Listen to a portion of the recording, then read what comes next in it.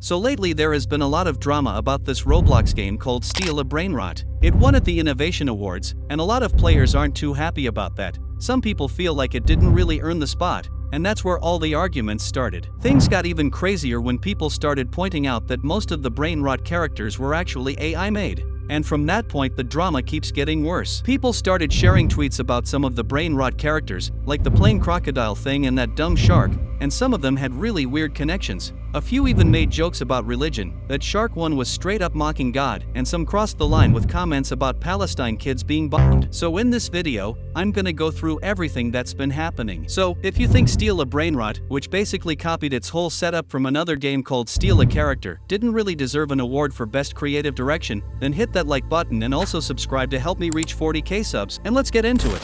So, in one of my videos, I talked about how Steal a Brainrot blatantly copied the layout from an older Roblox game called Steal a Character. I mean, if you actually line up the maps from both games, it's super obvious. The creator of Steal a Brainrot straight up took the red conveyor where the characters walk from Steal a Character. Everything about the layout is basically the same. Steal a Brainrot also copied the shop setup, even the Roblox store looks the same, along with the studded texture and where the bases were placed. Just a few days ago, the owner of Steal a Brainrot tried to make it seem less like a copy by adding a sloppy spin wheel, clearly aimed at kids. Just so you know, Steal a Character came out on April 21st, 2025, and Steal a Brainrot dropped less than a month later on May 16th. The timing really makes it obvious that the creator of Steal a Brainrot basically reused the whole idea and map design from Steal a Character just a few weeks after. Things got even crazier because Steal a Character was super popular at first, hitting like 13,000 players in early June. Then Steal a Brainrot showed up and basically took all the players, making Steal a Character disappear from the Roblox algorithm.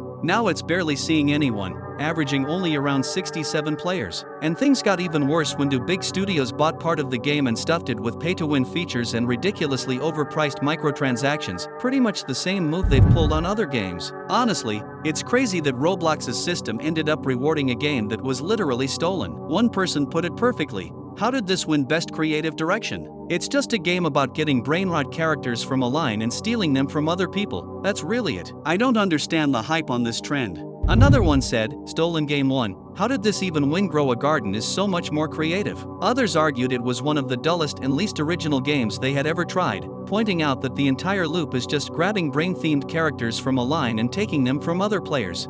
Even Laughability criticized it, saying the core idea was lifted from Steal a Character, the visual style was taken straight from Grow a Garden, and most of the assets looked like they were made by AI. He wrapped it up with the question everyone was asking, out of every category: how did this possibly win the award for creativity? Roblox giving the Best Creative Direction award to a game built on copied content is basically disrespecting developers who make original, well-designed games. Steal a Brainrot won mostly because it got an overwhelming number of votes from kids, while genuinely creative games barely get noticed. Right now, the awards just end up highlighting the 4 most popular games, instead of giving recognition to projects that actually deserve it. But the drama didn't stop at copied maps or AI-made designs. After the award was announced, people started checking out the brainrot characters themselves, and what they found was way darker than expected. In the replies to Roblox's announcement, users shared translations of the songs and the characters these brainrots were based on. And yeah, the results were honestly pretty unsettling. Take this stupid shark as an example. At first glance, it just seems like a silly design, but when you actually translate the lyrics it's tied to, it gets really messed up. One translation goes, tralalero tralala, damn God, and damn Allah, I was playing Fortnite with my fucking shitty son when all of a sudden my grandma shows up. Honestly, that speaks for itself, it's seriously disturbing. That line goes way too far. In Italy, saying stuff like that about God and Allah is seen as one of the worst insults you can make. It's not funny, it's just nasty. And the crazy part is, Roblox still gave this game an award for creativity while it's got stuff like that tied to it. Then there's the flying crocodile, and it's even worse. The translation for this one goes, Bombardino crocodilo, a flying alligator that flies around children in Gaza and Palestine, doesn't believe in Allah, and loves. That's what one of the brainrot characters is based on. Imagine a Roblox game being promoted to millions of people while including characters that make fun of religion and joke about kids. That crosses a line, and it's messed up Roblox let it get this far. Once people caught on, the backlash started. One comment under Roblox's post said, "Don't support Steal a Brainrot, it's AI made," and throws insults at God/Allah, while even mentioning kids in Gaza and Palestine.